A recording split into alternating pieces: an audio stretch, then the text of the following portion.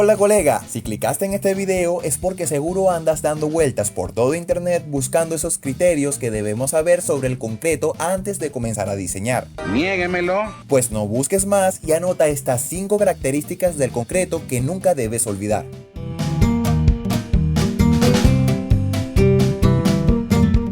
Generalmente, al iniciar en el mundo del diseño estructural en concreto armado, no sabemos por dónde comenzar. Antes de entrar en la práctica debemos dominar esos fundamentos básicos que nos dieron en pregrado y que hemos ido refrescando a lo largo de esta lista de reproducción. Aspectos como el F'C, que describe las distintas calidades del concreto y es considerado como el 100% de la resistencia del concreto a compresión, luego de pasados los 28 días.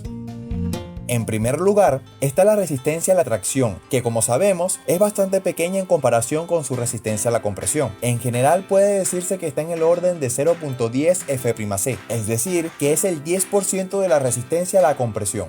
En segundo lugar, debemos conocer cómo puede calcularse el módulo de ruptura del concreto, que es la resistencia a tracción, pero por esfuerzo de flexión, definida por 2 raíz de F'C. Este valor generalmente lo usaremos en el cálculo de deflexiones en losas, y para poder saber cuánto vale el momento que causa el agrietamiento por flexión, se debe conocer el valor del módulo de ruptura justo antes de que ocurra ese agrietamiento, así que vayan anotando en su cuaderno cada uno de estos criterios. Como tercer lugar, es importante recordar que el módulo de Poisson es la relación que existe entre el ensanchamiento de la sección transversal ε' y su acortamiento longitudinal ε, cuando es aplicada una fuerza a compresión sobre el cilindro. En el concreto, la relación de Poisson ε' entre ε varía entre 0.15 y 0.20.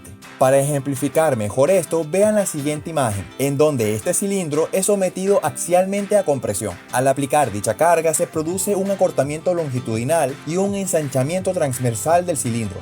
De cuarto, tenemos la resistencia del concreto al corte, que se refiere al valor del esfuerzo cortante unitario último cuando ocurre en combinación con flexión y viene definido como 0.53 raíz de F'C. Este es un dato muy importante que usaremos en la parte práctica de este curso de concreto armado. Mientras tanto, recuerda suscribirte, activar la campanita de notificaciones y darle me gusta al video, que eso me ayuda a saber que apoyas nuestro contenido.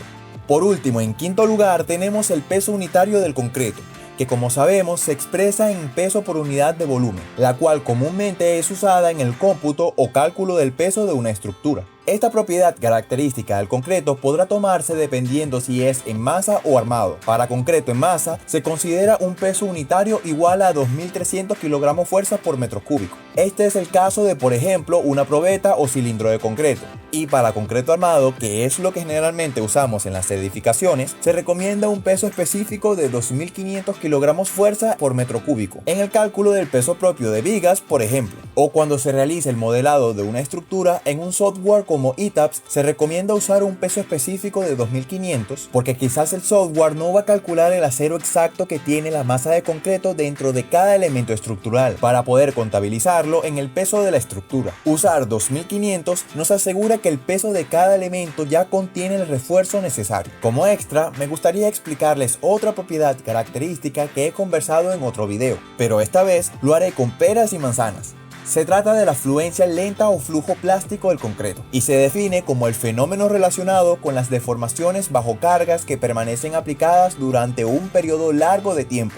Expliquemos esto de una manera sencilla. Por un momento imaginen un matero o maceta. Cuando ese matero se coloca sobre la tierra del patio y se deja en el mismo lugar por un par de años, el matero habrá dejado huellas sobre el terreno donde estaba colocado. Si en lugar de dejarlo por mucho tiempo se decide quitar en el mismo momento que se colocó, no causaría el mismo efecto sobre el terreno. La deformación que se produce se debe al efecto del peso del matero que estuvo actuando de forma permanente por un largo tiempo sobre el terreno. Esta analogía ocurre de la misma manera en las estructuras de concreto y es representada a través de la siguiente gráfica. El comprender esta característica al concreto les será de gran ayuda al momento de verificar las deflexiones que se producen en los elementos como en vigas y losas durante el diseño estructural de concreto armado.